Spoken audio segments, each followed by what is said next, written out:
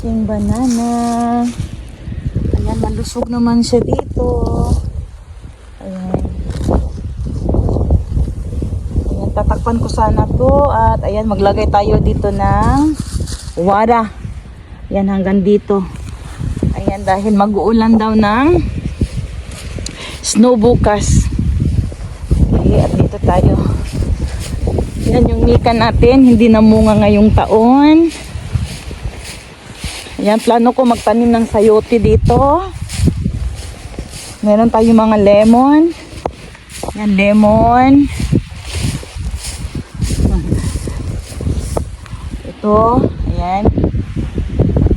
Medyo malaki pa dito guys. At pwede nating maglagay ng sayote.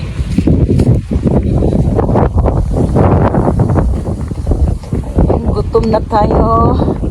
Ayan, kung natandaan nyo, dito tayo nag-harvest din ng black beans. Ayan, nakapag-harvest tayo ng black beans dito. Yung kanina, pangalawa.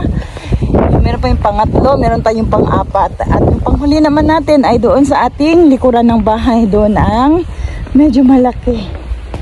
Look at that, ang aking mini garden. Wala akong nagawa ngayong taon na to dahil busy. Ayan, pero laanan natin ng oras yan. Ayan, nakarating na tayo guys sa bahay. Ayan, 2 minutes. Nakarating tayo ng 2 minutes only. Nilakad natin ng 2 minuto. Okay, tayo maghahanda ng ating tanghalian. At ayun sila na sa likod. Okay, that's it. At mamaya ulit. Bye!